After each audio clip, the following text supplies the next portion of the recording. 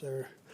They got a great bunch there. So with that, I'll turn it over to you guys. Coach, we know you cherish your time with us, but with all the extra media and everything that goes on, how much of a distraction is that? How much does that complicate your preparation? So remember, we've really kept it.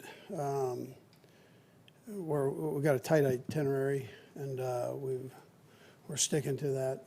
And Ted's done a good job of kind of keeping the media part organized, and you know, we're there to play, but we're also there. It's a Super Bowl, and we understand everybody's got their jobs doing. People are interested, so we understand that. Does it allow you, is it like a full bye week, right? You know the word on you after the bye week, and what an advantage that is. Does it give you a full bye week, or does it eat up half that, 3/4 of that? Yeah, for the coaches, it's not bad. Next week, there's a few more distractions, but this week you get yourself right and get the game plan ready and get ready to go. So, and then when you get down there, you're able to kind of go back through and review and finalize things and make sure everything's the way you want it. Guys like Stephen Wisniewski and Terrell Suggs have been in the Super Bowl long you have. How much of the conversations between you three have been with the other players to tell them about the experience of what they're about to get into? Yeah, they've talked and to the guys, and not necessarily collectively, but they've had a chance to share some of their experiences with them. So it's been part of it, yeah. And is part of that turning off the celebration of Sunday and getting your mind right for the next game? And how Yes. Yeah, well, I mean, it was a matter of getting back in the swing of things, and there's you don't have the time right now to do all of that. You have the time initially, but the guys were back in to work, and the coaches were back in that next day going, and then the players came in on a normal week. So, listen, I can't. You have to put it behind you relatively quick. But like they know, there's a whole off season to do all that, right? So right now they're pretty focused in. Can you take us through the practice schedule this week? I mean, is today a normal Wednesday? Yeah, so today's normal Wednesday, tomorrow normal. We'll take it all the way through Friday. Saturday it's shut down so they can get everything together to move on Sunday. So we'll be going, and then we get down there, we'll practice on Monday and Tuesday. You know, we kind of get back into a normal routine. So you're into game plan prep already? Yes, yeah. When you were at the Super Bowl before with the Eagles, it was Jacksonville, this is Miami, could be a lot of distractions. Have you guys gotten to where you're going to do curfews? How are you going to treat the guys when they get down there on those nights where it's, you know, it can be a distracting place? Yeah, I mean, there's a curfew just so we can kind of keep track of everybody, but it's not one that we don't trust the guys. I mean, it's late, so I mean, I trust that they're going to handle themselves the right way. And there's a normal curfew before the night of the game, but the other one's a little bit later, just so we make sure everybody's accounted for, you know, and ready to go for the following day. Go ahead. Well, you kind of asked, since you've been to a Super Bowl as a coordinator and then obviously as a coach, you know, will you at least, I guess, on the plane right there, kind of, you know, let them know what they're going to be, what to expect, you know, opening night, and then, you know, the distraction, the family, and stuff like that, because it's going to be something that they've never experienced on the outside of a few players. Sure. Yeah, we've addressed all that. We've got a great bunch of people that work for us here, and they're so organized. Starting with Mark. I mean, Mark Donovan doesn't get near enough credit for all that he does and keeping us all together. So, but he's got it really well organized. He also has been there, so he knows a little bit of the chaos that goes on once you get there. But it's well, you know, they've done a nice job. Mitch Rose has been very involved with it, and he's done a nice job with it. So and we've talked to the team. They know, you know, the whole deal. They've had it laid out to them. So. Andy, along those lines, how do you think your past experiences benefit you, in your own perspective coming into this, having been to Super Bowls before in this capacity? Yeah, I don't think it can hurt. So I have been there and been through it, and I know the fact that there are things that go on down there. I mean, there's just a lot of events and a lot of media responsibility. So we've got to just make sure we stay on top of that, and you know, and we keep it organized. And Ted does a phenomenal job of that. So you know, then we go. But I try to keep everything cut and dry, and guys know where they're going, where they're at, what they have to do, and I'm not just keeping them busy to keep them busy. I trust that they're men and they'll handle it the right way. Is it any way a calming sort of thing for you to you know, you've been there, sort of, that can trace what it will feel like? Yeah, I wouldn't say anything out of the norm other than you've been there, right? So you've been through it. So you kind of know what to expect. So I don't know if that's calming, but it's I know what to expect. And normally that's okay. You know, normally that's a good thing. So. Coach, thinking of 49ers, what's your main concern, if you have any? Well, I think they're well coached. I think they're a real good football team, and they're solid on both sides of the ball and special teams. So, you know, but that's what you get when you're the last two teams going. I mean, that's what you expect. And we're in it for the challenge, and this is a great challenge, and that's why we do what we do. Nate, Andy, I'm curious, year 1 to year 2 for Anthony Hitchens, just what have you appreciated that what he's done in this year, and just seeing the way he's developed as the season's gone along? Yeah, so Hitch is, again, one of the captains. He voted on by his team and teammates, and that tells you kind of the story. Well respected, he does his homework, extremely hard worker, and the guys respect him for that. Andy, did this championship feel any different for you than 2004? I wish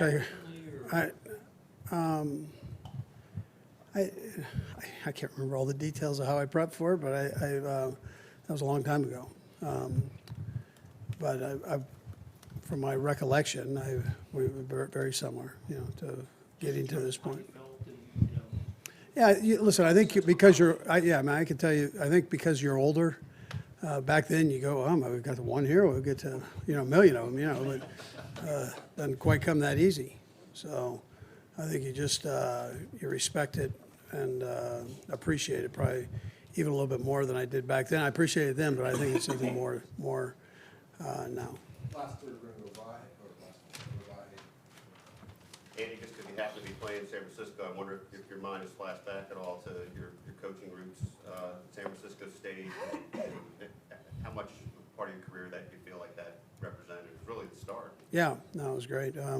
I'd stayed on at BYU for a couple of years, and then went to San Francisco State, worked for Vic Rowan, who was an older coach, very, very well respected in the country, head of the College Football Coaches Association, and he was a great teacher of coaches and players, tremendous amount of experience, and so it was a great learning ground for me, and you know, personally as a coach, and he gave me an opportunity to work, which I appreciated. And a program that size, obviously you're doing many things. I remember all the fundraising sorts of things. But I mean, does that give you a kind of underpinning to do bigger things later?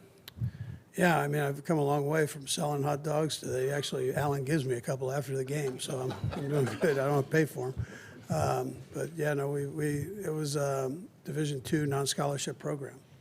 So a great conference. The Northern California Athletic Conference was a great conference, and put out a lot of coaches, a lot of players, and great experience.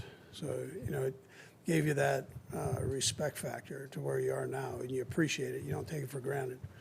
And for being here, you feel very privileged to be in this position. Coach, you faced a couple of teams in the playoffs already that had success running the ball against you, and you were much more successful this time around. This is another team that obviously runs the ball really well, but are we seeing the evolution with the rules, how good players are, your receivers, Patrick Mahomes, but quarterbacks and receivers around? And the old adage, you got to run to win, just isn't the reality of the game anymore? You know what? I want to believe that, but I think combinations are good, or playing the team's strengths and weakness. I think those are important matchups, all those things, and that's been forever. So I think it depends on who you're playing, where you're playing, what you're doing, what you're best at, what they're best at, and then you work to the strength of it. Obviously, if you run the ball well, you can throw it well. That's the best of both worlds, and so that combination has always been tough for defenses to work with. So, I think both teams are capable of doing that are in this game. Coach, I apologize if I missed this on Monday, but Chris Jones, he didn't practice a whole lot early in the game. Just curious how he felt this week. Yeah, he feels. I think he feels pretty good. He didn't have a setback, so that was good. We kept it to that 20 play area right there, so which was smart, I think, and good for him. And he didn't wear us out on it, which I know he wanted to play, and but he didn't completely beat us up on it every 5 seconds. But he, when he got in there, he did some nice things. So initially we started him on third downs, and then he was feeling good, and we put him in a couple situations, first, second down situations. Last one, Coach, with so much said about, you being a phenomenal coach, but just not being able to win the big one.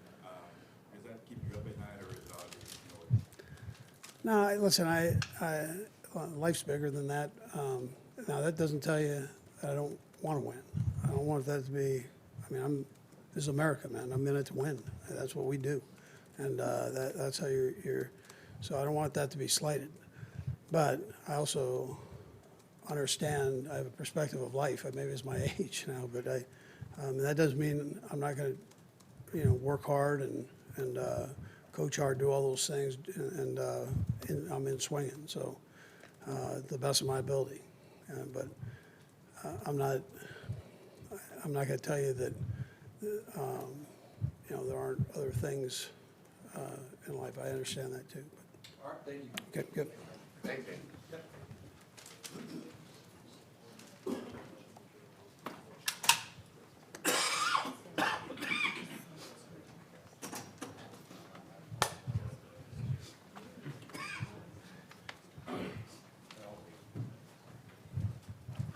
How you doing? So how do you balance all this out?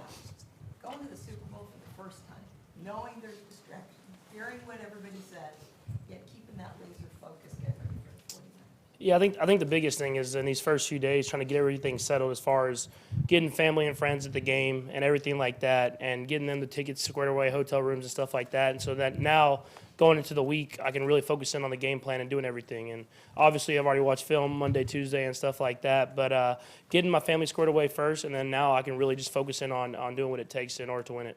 how much are you leaning on Coach Reid and players like the rest because they've actually been there and what preparation is like and then the whole experience? Yeah, for sure. Really talking to those guys, seeing what the week's like. First off, obviously we have a schedule of how we're doing everything, but seeing what extra free time I think I can pick up in order to either study more or get guys together to get some more work in. Just using those guys and their experiences to really have an understanding of what we're going into and what to expect. How much time did you allow yourself to celebrate the win on Sunday? And it's a bigger win than the regular. Yeah, I think just that night, just kind of with the family and friends and some teammates, just kind of just enjoying it. But then going in on Monday, we got right back onto the 49ers. And the good thing about this is we know who we're playing, so you can kind of use this extra week and really focus in on one team so that you can prepare yourself in the best way possible. Patrick, what do you see at first glance? Maybe you got a chance to watch the NFC Championship game on a replay or film coming in. What are your first impressions of the 49ers in that defense that you're going to be facing? Yeah, I think obviously they have a ton of playmakers on the defensive line, linebackers, and secondary, where they have guys that have had experience and they have young guys that are super talented. And so you can see that that the young guys have really grown as the years went on, as they've learned from other guys around. And they're very sound in what they do and the coverages that they play. And so for us, it's about just having to execute at a high level and knowing it's going to be a great challenge on every single play. Patrick, I know you've shot a couple TV commercials with Aaron Rodgers, right? So have you already, or will you call him and say, hey, what do you think? What did you see when you were out there? Maybe steal some ideas after he just played them. Yeah, I haven't even thought about that. I might need to, but no, it's I do have a relationship where I can talk to him and text him and do stuff like that. But I'll probably just focus in on what we do here and what Coach Reid game plans, because I know he done a good job of game planning all year long. Patrick, what was extra time? How do you make sure you don't go into like over-analysis, spending too much time watching film with all the extra time? Yeah, I mean, I don't think you can spend too much time watching film, but I think you can spend too much time trying to dissect every single thing. I think there's times where you're playing a team that like them, that they play their certain coverages and they play them really well, that you just have to go out there and execute. I mean, that's the biggest thing. The plays are going to be there. You're going to have chances in the game to have opportunities, but they're not going to be a ton. So when you do get those opportunities, just make sure you execute at a high level. Any other championships you played in, even like in your youth level, that you could kind of fall back on, even if it's like even a T-ball championship or anything of that nature that you could fall back on? No, I don't think so. I mean, I've played in championship games growing up, but this is definitely a bigger one, probably the biggest one that's around. And so for me, it's just about, like we said, talking to Coach Reid, talking to Suggs, all these guys that have been in these games, getting a feel for it, having to run out of the tunnel and then wait around a little bit before you get going, and kind of building and kind of containing your emotions and being able to get there and really just play football when it comes down to it. Patrick, can you describe how Andy kind of emotionally connects with you and the team? It seems he's able to inspire but also calm you. I wonder how that works. Yeah, I think it's just he's the same person every single day. Same person if we're winning or if we're losing. He's going to have that same fire, but at the same time, still being able to teach in the moment and really get the best out of every single person. I think that's a huge thing. And you've seen it these last few weeks when we're down, and you've seen it when we've been up in games. We still have that same mentality of taking it one play at a time and trying to be great for that play. And one other part to that, I mean, his own connection with you directly. I was sort of joking with him the other day about you guys are completing each other's sentences, and he said you actually are. Have you caught on to that experience, or do you remember that happening a few times? Yeah, it's happened before. Matt Moore has a great story about it, one of his first weeks here. But no, it's just being on the same page in the game, knowing what he's going to call before he's going to call it, having the same feel for the game, and then making sure we're communicating. That's stuff that Coach Reid does a great job with, as well as Coach Bieniemy and Coach Kafka. Does he still do impressions of you? Yeah, every once in a while he'll throw it out there still. So he keeps the room alive, I guess you would say, and making sure that you know that he can still throw a joke here and there, even during a week like this. Patrick, on the touchdown to Sammy, it seemed like you were evading pressure right in your face and somehow still managed to look down the field. It's just like incredibly rare. Is that something that you've always been able to do, or is that something maybe you've worked upon? Like, what's the key to that? Yeah, I think it's something that I've always done. Is whenever I'm scrambling, keep my eyes downfield. I've never been the fastest guy, so I've always wanted to get to guys like Tyreek and McCole and Travis and all these other guys and Sammy. And so for me, actually on that play, I left the pocket a little too early just because they did kind of a stunt with the D-line, and I thought I could run for it. And as I saw it developing, I knew I kind of had to reset in the pocket. And as I did that, I got back through my reads, and Sammy was a guy I was going to go to anyways, and he did a good job of fighting through a holding penalty and getting downfield. And so I was able to get the ball to him in enough time that he can score a touchdown. Patrick, you've been here for a few years now. So you haven't been around this like 50 years like the city's been for this to happen. How do you guys guard against winning on Sunday not being the destination? You know, did you have one more game and not let that part creep in, because there's such a celebration around here because it's been so long? Yeah, I mean, obviously we celebrated that night, but I think the mentality of these guys in this locker room is that we want to get the big one. We want to not fall short. We want to make sure that we're going to the Super Bowl and that we can win it, and not regret not preparing or doing whatever it takes to do that. And I think as with the guys in this locker room, we're going to take advantage of every single day. It's a long build for these next week and a half or whatever it is, but we're going to build every single day of just taking advantage of it and hopefully getting there and playing our best football and trying to find a way to win the football game. When do you think it's going to hit you that you're actually there? Will it be when you get off the plane Sunday or opening night at Marlins Park that we are here in the Super Bowl? Getting a chance to actually enjoy it before obviously you have to switch your mind to get back to work. Yeah, I think when I get on the plane and it's snowing and then get off and I'm sweating, I'll know I'm there. But seriously, following up on that, literally the last 3 months you all have played in cold weather, maybe outside of Nashville. What's going to be like now?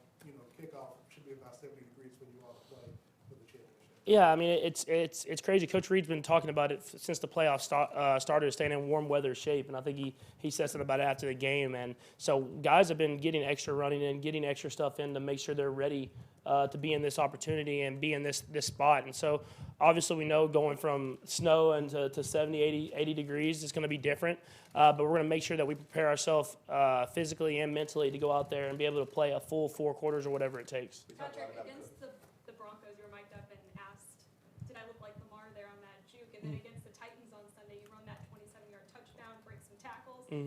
How much have you tried to emulate his game, just the respect that you have and that you talked about between players like Lamar and Deshaun? Yeah, I mean, I watch everybody in the league and try to see stuff that guys are doing. I think you do that as a quarterback when you're watching a lot of these great players. And so, for me, I try not to. I know I can't juke like Lamar or do stuff like that, but I feel like I can't extend plays. And when I watch similar opponents, like I will watch with Lamar playing the 49ers and seeing how he could extend plays, then I know that that's some stuff that I could take away. But I obviously can't run at the same agility or speed that he can. We talk a lot about Andy getting a Super Bowl, but Travis been at this for 7 years.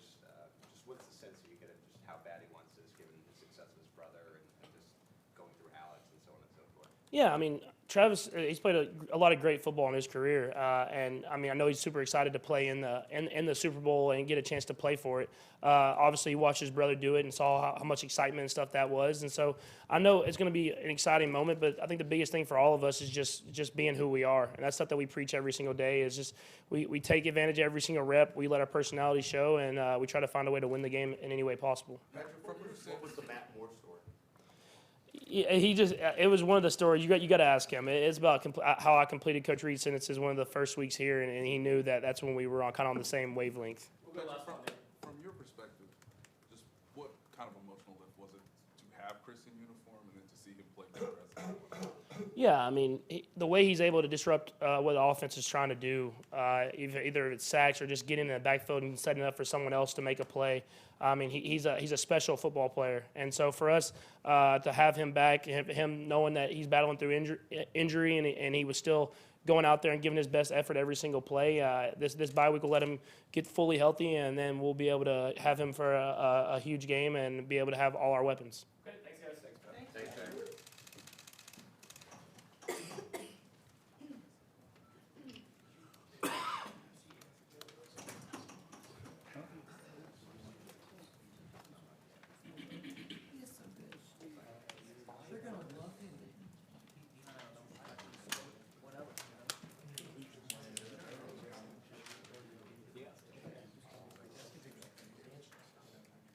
Just heads up, guys. So Damien, we're gonna switch him days. He's gonna either go tomorrow or Friday. He had something come up, so we'll get him to you. It just won't be today. So we're gonna get you home next. Okay.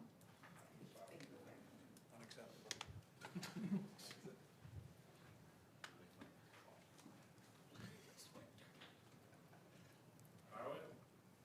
Anthony, you guys are headed to Florida. It's warm and hot. You get faster there. How do you adjust from the snow cold, the game, the AFC Championship game, and now really have different conditions? You guys did it for Mexico City perfectly, but this is different. You're gonna be there a while. Yeah, Coach Reid's been preaching to us really since like the playoffs started. We had the bye week. We did extra conditioning on the side. A lot of players do extra work, on our off day. So we've been staying in shape just in case we got to this game. And it's a good thing we did because we're here. So we're gonna continue doing that this week and next week as well. When you say extra work, is that like running laps? Is that sitting in a sauna? I mean, what is that? Everyone's different. For us, our linebackers, we definitely sit in the sauna because you don't sweat that much with these more of a walkthrough type practices. And for us, it's just more like 10-yard sprints. You do 10, turn around, you just do 10 by 10, what we call them.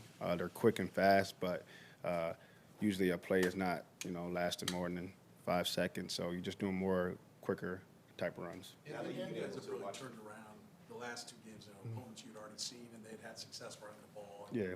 You put an end to that. This is another team that runs the ball really well, but it's not maybe the big physical backs, the kinds that run over. Is stopping the run, or is it different when you got more of, say, a halfback versus the kind of fullback types that you've been facing? Yeah, stopping and run is stopping and run. If you see their game last week, I think he rushed for, 200-something yards. So stopping and run is stopping and run. You can control a game by keep running the ball. So our mindset is to stop the run, and for the third week in a row, try to get off to a better start. So we're preaching that right now. We're trying different ways. We're going to probably throw some little different things to start the game. We got to find a way. If we're on the field first, getting that 3 and out. But as a follow-up to what you just said, when you have had some success, when you don't get off to a good start, and your offense come in and maybe, match scores, Yeah. does that make it easier? Can you be more aggressive? Yeah, but it's not we don't want to be dependent, we want to be a part of something, not dependent on something. So our job is to get 3 and outs and stop the run. We need to do that for 4 quarters, not 3.5. So. Anthony, how do you account for the way you guys played run defense against Tennessee this time as opposed to the last time? Yeah, like I said before, we had a solid game the first time. We gave about 4 or 5 runs that was just self wounds that we just didn't line up right or just didn't communicate right. And he bust I think it was a 70-yarder on us the first time we played. So all we did different was just line up and had a different mindset for 4 quarters. We didn't run different plays. We ran the same plays we ran when we played them earlier in the season. So we just had a different mindset, and everyone did their job. So as long as we keep doing that, and I think we'll be all right. Not sure if you've been asked this, but what has it meant to you to be voted a playoff captain? Yeah, it means a lot. It means a lot of my teammates and coaches look for me to lead. Being a linebacker, you couldn't ask for anything more. So I'm here just continue trying to lead and just do it one more time for this year. Anthony, Patrick was in here talking about he handled the distractions by taking care of tickets and family stuff before game plan. How are you handling all the distractions that come with all of this? Yeah, there is a lot. It was almost as crazy as when I got drafted. It was just phones blowing up everywhere and like that. But I have a amazing wife that loves to take care of stuff like that. So all I could do is just focus on football. So she does a great job doing stuff like that. So I usually just go through Ashley, and she probably won't get phone calls because they know what she's going to say. So I let her handle all the hotels and tickets, and so I could just focus on ball. Anthony, were you able to see what Frank Clark said after the game, and talk about if you did see what he said, what part of it that he said that you were actually able to, take in and then figure out what he meant by saying that to me? I'm not sure. Frank Clark says a lot of stuff. So what did he say? He was talking about being able to stop the run, and then you guys going forward and make everything being noise that's out there being said about the defense. Yeah, it's always noise, good noise and bad noise, and that's what we did a good job with this year. We blocked out the noise, and we just continued playing. We had some rough stretches there, but we came together. We knew it was going to take multiple weeks, so I mean, we finally gluing together, and it's at the perfect timing. So, like I said, we just got to do it for 4 more quarters or maybe a little more, but this is our last time for this year. We get to play in the big game, and we're just so excited for it. Tyron, keep preaching championship swagger. Do you feel like you guys have that? Yeah, and championship swagger for me is just confidence. A group that's very confident and just playing free. So we've been doing that lately. So we just got to keep preparing so we can, have it, for the Sunday. How do you evaluate San Francisco? You look at Jimmy Garoppolo, you look at their running game. When you look at their offense, what are some of the things you're thinking about today? Remind you of somebody you've played in the AFC? No, they're very different. They use a lot of motion. They move guys around. They run the ball. Don't take a lot of deep shots, but when they do, they're very effective. So every week's a new challenge. We played them a little bit in the preseason. We had some starters out there for a couple of drives. So got a little look at them, but I mean, most guys and most coaches don't pull out everything in the preseason. So we got a lot of tape. We've been playing a lot of games. Been practicing since July, so we got a lot of tape on them, and so they got a lot of tape on us too. So we're just going to tune in and.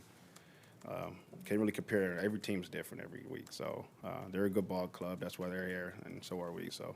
Anthony, you get the sense a lot of players like playing for Andy Reid, and I'm curious if you explain what that might be or why, what it is that he does that creates that feeling. Yeah, I mean, he's a very laid-back guy. He's a player coach. He listens to his players. I mean, he's one of the best. Not just for his wins. He's a good guy. and he listens to his players. And I mean, player coach is huge in this league, and then he hires guys on the staff that's very similar to him. So he did a good job putting the staff together, and it's like everyone's a big family here. So it's been amazing these 2 years. It seems like he's a calming influence too. Is that true? I'm sorry, say that. Looking at it, it seems like he's a calming influence when maybe things haven't started fast or things like that these last couple of weeks. Does that make a difference? Yeah, I mean, I feel like he's even keel, and he put that inside of all of us. We never get too high, too low in a moment. When your leader is doing that, everyone can feed off of that. So yeah. Okay, thanks, Mitch. Thanks, Anthony. What happened there? That's it.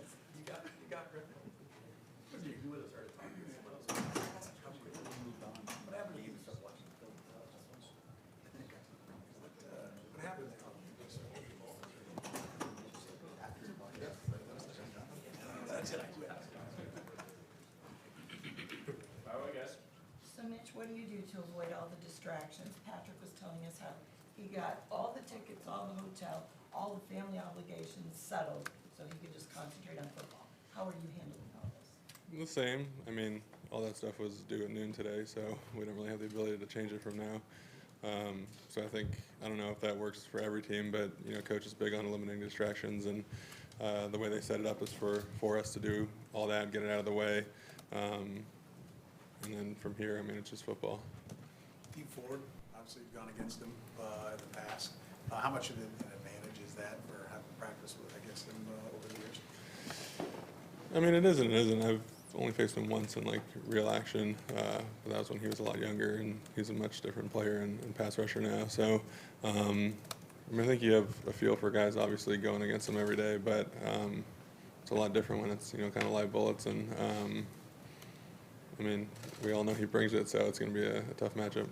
When you see the film, what do you? Turned the page and started watching film and kind of going through your process to get prepared for the match. I mean, essentially the next day, I mean, we came in and had meetings and kind of moved forward to the Super Bowl and figuring out the logistics and figuring stuff out and working through all the things that obviously the earlier you can get through logistics stuff, the better, and then you can get to football. So really just after that, the first night, it's kind of back to normal.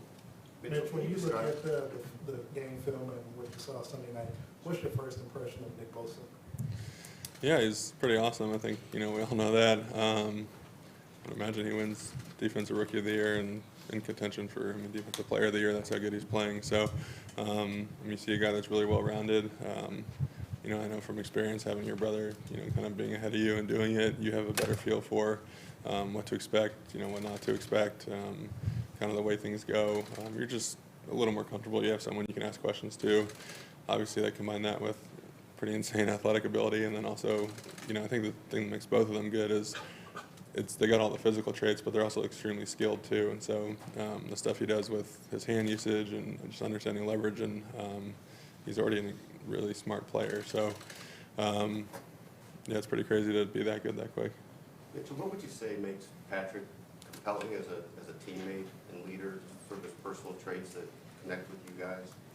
I'd say that he's just normal. I mean, there's no arrogance or I wouldn't say he has a bad trait. He just seems he's a normal guy. He just happens to be the best in the world at what he does at the most important position in sports. So, it's kind of pretty rare to have his personality and character for a guy who's that good. And part of that is that he fits right in with you guys. You're saying that, I guess, in as many words, but I mean, he's one of you. Oh, yeah. Yeah, it's not, oh, that's Pat, and we're over here doing our thing, and there's this weird kind of divide where you don't want to approach him, or he kind of stays by himself. I mean, he's still obviously young, and he seems like a guy who's always going to kind of have useful energy and want to play around and mix it up and do all those things. So, yeah, I mean, he's, like I said, as normal and kind of in the flow of just locker room stuff as anybody. Mitchell, you always seem so even-keeled, right? I mean, is that the same way out on the field? Is that something that you think is a strength, or are there times that we don't see it, but maybe in the huddle, you're more animated? A lot of people are like, oh, you got to scream and yell, you got to do these things to play the game at a high level. You're always seemingly cerebral and even-keeled. Is that something that happens all the time, and is that part of your success? I try to be. I think, especially for tackles. If you get a little too over anxious or too aggressive, I shouldn't say aggressive, but I mean, there have been times where I got to get my hands on him, and you throw yourself at a guy, and he just swims you, and he's by you. So there's an element of kind of patience to everything you do. Obviously, playing with Joe the first 4 years, you learn that as well. There's not as many of those times where you're able to kind of impose your will and just throw your body at people. There's always a lot more space. You always have to be under control. I think also if you get too high or too low, emotionally, that also can throw you off, because if you're playing well, you're going to be thinking you're, playing too well.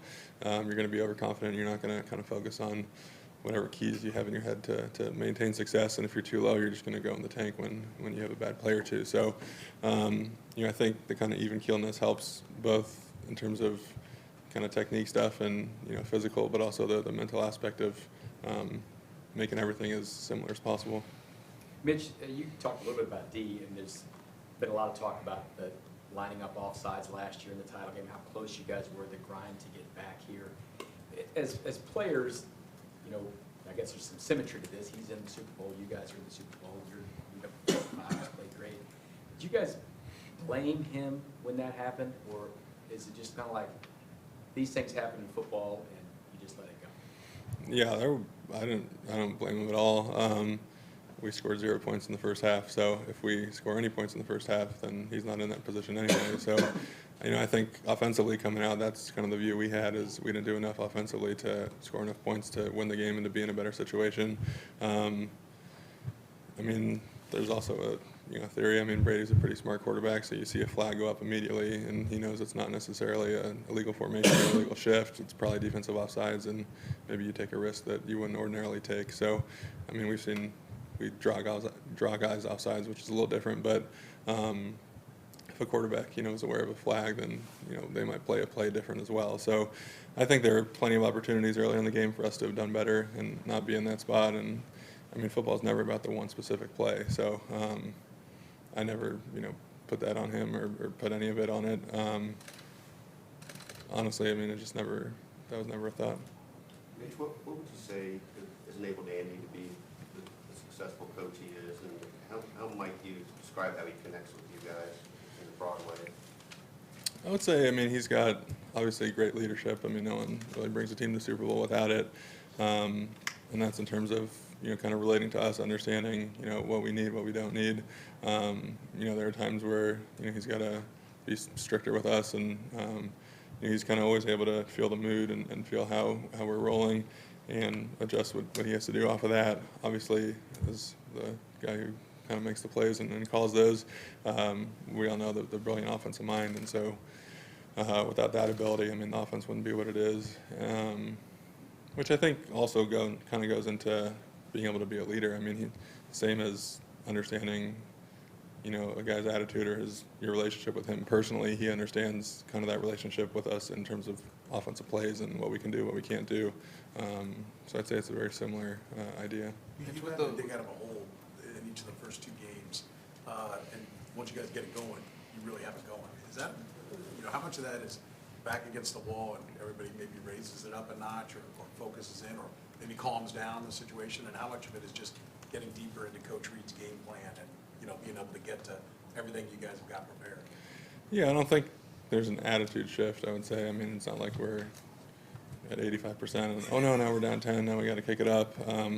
He's obviously well known for his first 15, so, for us to go out and not have a good first quarter or not perform well, off the first 15, that probably shows that we're not doing our part, executing what his plays are. So I can always go back to that first. Are we blocking the right guys? Are we blocking them, for long enough? And are we throwing the ball to the right spot? Are we catching it? All those things. If we're executing, like we've known for 20 years, he's the best first 15 guy in the business. So I'd say the early starts or the lack of early starts are way more on, our inability to execute. With that, Mitch, going back to the 15 to 20 play script, what's it like when you see it for the first time, and then what's it like in terms of trying to implicate it and execute it the right way, and how does that sort of get you ready for the rest of the game, given what the information you're gathering in those first 15 to 20 plays? Yeah, I mean, everyone kind of consumes the playbook differently, whether it's, we like these plays, or this is the order of what we're going to do stuff, or, these are the critical situations.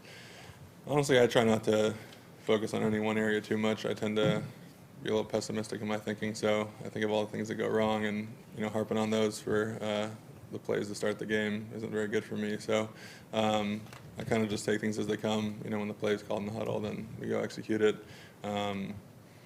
So, that works for me. Some guys like to study everything over and over and over and just see it all, in their head. I'm more of like a pregame visualization, so that's kind of my process to, you see yourself doing the right things on the right plays, and that's just kind of a general game plan thing. It's not specific to any, critical situations.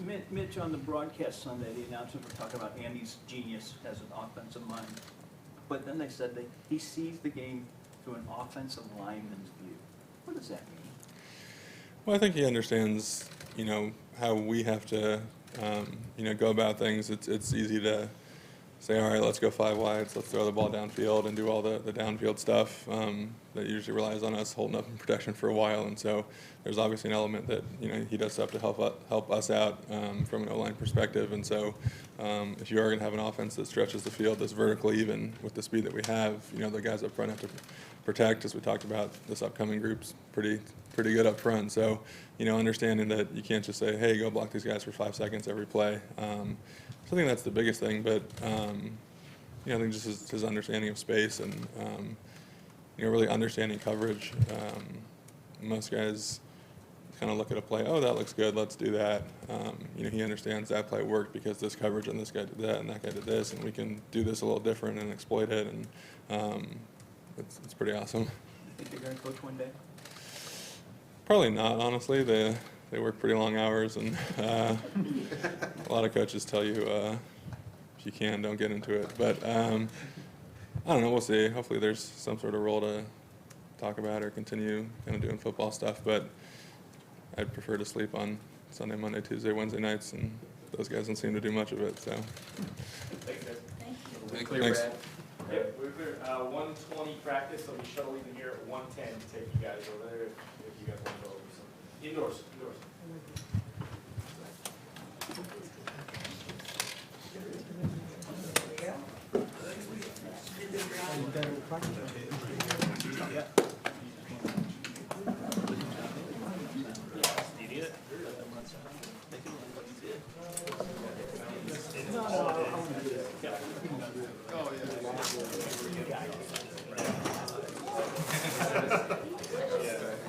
Just